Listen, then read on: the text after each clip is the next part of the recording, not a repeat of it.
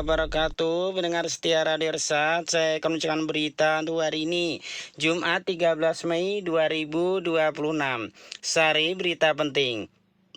3 proyek rekonstruksi jalan di Kabupaten Bungo tahun 2026 gagal tender, nilai mencapai 11,5 miliar rupiah. Berita kedua, Dishub Bungo tertibkan parkir dan PKL di Pasar SPA Kuamang Kuning. Berita ketiga, tarik ulur pembongkaran bangunan Lembah Anai dari maladministrasi hingga putusan sela. Berita selengkapnya. Berita ketiga, penertiban bangunan bermasalah di Lembah Anai diwarnai berbagai polemik. Lambannya eksekusi dari pemerintah daerah berujung pada temuan maladministrasi oleh Ombudsman, sampai dengan keluarnya putusan dari sela dari PT UN Padang yang memerintahkan Pemprov menunda pembongkaran. Kasus pelanggaran tata ruang serta sempadan sungai Lembah Anai sudah mulai mencuat sejak Mei 2024. Saat itu Kementerian ATR BPN menetapkan 2 bangunan di sempadan Lembah Anai melanggar tata ruang dan tidak berizin, yaitu rangka besi hotel serta rest area dengan fasilitas masjid. Bangunan tersebut berada di lahan milik PT Hidayah Syariah Hotel, PT HSH. Wali Sumbar mengidentifikasi sejumlah peraturan yang dilanggar dari pembangunan dari sempadan sungai Lembah Anai itu, diantaranya Undang-Undang Cipta Kerja terkait pelanggaran terkait pendirian bangunan gedung yang tidak sesuai dengan peruntukan lahan atau tata ruang. Lalu Undang-Undang Nomor 24 Tahun 2007 tentang penanggulangan bencana dan dugaan melanggar Pasal 340 ayat 3 junto Pasal 75 ayat 1 mengenai larangan mendirikan bangunan di kawasan rawan bencana. Peraturan Daerah Kabupaten Tanah Datar dan Nomor 5 Tahun 2022 tentang Rencana Tata Ruang Wilayah Kabupaten. Peraturan Menteri PUPR Nomor 28 Tahun 2015 tentang penetapan garis sempadan sungai. Bangunan ini melanggar pemanfaatan tata ruang karena membangun di kawasan sempadan sungai dan hutan lindung, serta diduga melanggar ketentuan larangan mendirikan bangunan di sepanjang aliran sungai Batang Anai yang seharusnya difungsikan sebagai daerah resapan dan perlindungan lingkungan, ujar Direktur Eksekutif Walhi Sumatera Barat, Tommy Adam. Keberadaan bangunan tersebut semakin menjadi perhatian saat banjir bandang atau galodo menerjang Lembah Anai pada 13 Mei 2024. Bencana tersebut menyapu habis objek wisata pemandian yang berada di aliran sungai Batang Anai. Bahkan satu kafe lenyap tak tersisa di bawah arus banjir. Pasca bencana galodo pada Oktober 2024, Walhi Sumbar melaporkan dugaan maladministrasi ke Ombudsman Perwakilan Sumatera lantaran penundaan pembongkaran bangunan yang telah dipasangi pelang perintangan oleh Kementerian ATR BPN sebelumnya. Menurut Walhi, pemerintah daerah seharusnya langsung membongkar bangunan rangka besi hotel tersebut saat sudah dinyatakan melanggar tata ruang. Ketua Tim Koordinasi Penanganan Pelanggaran Pemanfaatan Ruang Provinsi Sumatera Barat, Ari Yuswandi, saat meninjau bangunan rangka besi hotel di Lembah Anai pada Senin 16 Februari 2026.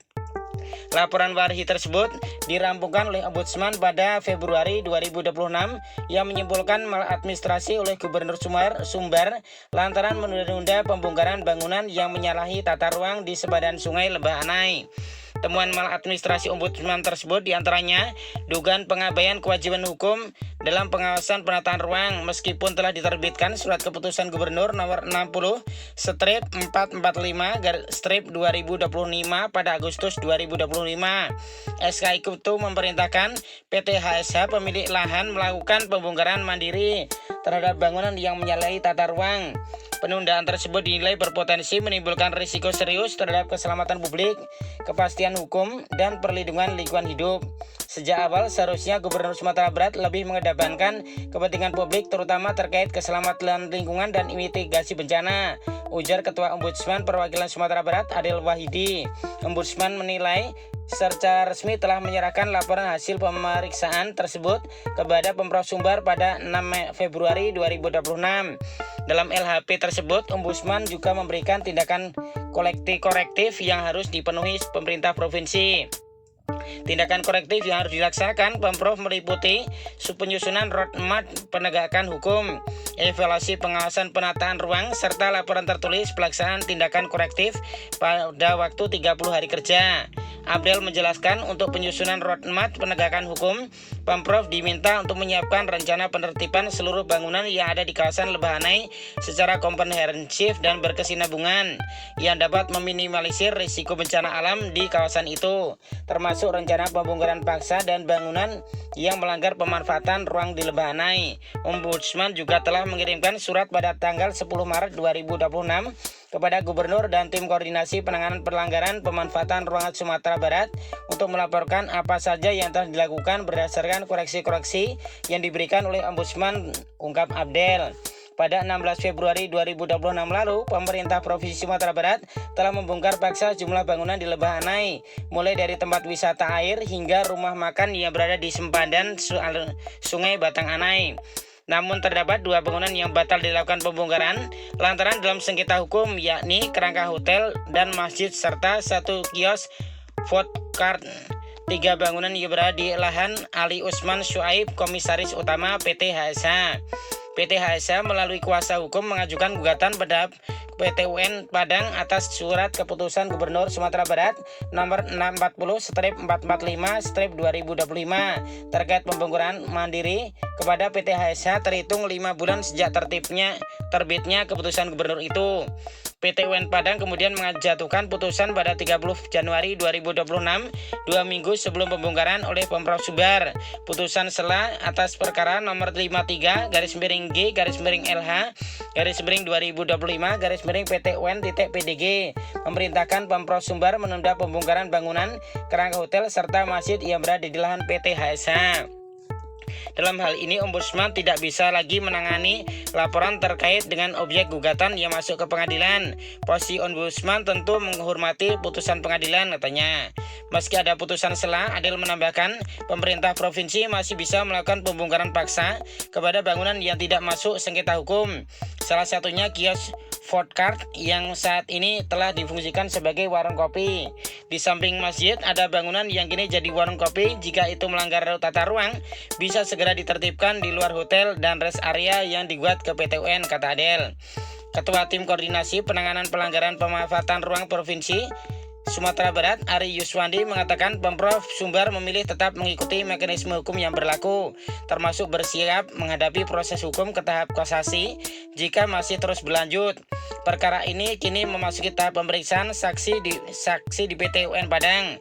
Pada sidang pekan lalu, pemerintah provinsi menghadirkan 3 saksi untuk memberikan keterangan di hadapan majelis hakim. Pada persidangan berikutnya, kami sudah menyiapkan seluruh dokumen dan keterangan teknis untuk memperkuat argumen bahwa bangunan tersebut melanggar ketentuan pemanfaatan ruang, ujar Ari. Ia minta PT HSH selaku pihak pengelola menghentikan seluruh aktivitas di lokasi sampai ada putusan pengadilan yang ingkrah, termasuk aktivitas warung kopi yang berada di area tersebut. Sebenarnya tujuan kita baik, sudah dijelaskan bahwa area tersebut rawan bencana. Untuk saat ini bangunan PT HSH memang belum terdampak langsung. Namun jika suatu hal yang tidak diinginkan terjadi, semisal ada lagi bencana, kita tidak bisa menebak apa akan terjadi nanti karena lokasi bangunan berada di area rawan bencana, ujar Ari. Sementara itu, kuasa hukum PT HSH, Rahmat Wartira, enggan berkomentar banyak terkait polemik lahan milik kliennya. Menurutnya permasalahan tersebut saat ini sedang dalam proses hukum di PT UN Padang. Saat ini perkara ini tengah berada di jalur hukum. Kita tunggu saja putusan pengadilan untuk memperkembangan ke depan, jawabnya singkat. Sumber berita Langgam. Demikian berita untuk hari ini. Terima kasih atas perhatian Anda. Wassalamualaikum warahmatullahi wabarakatuh.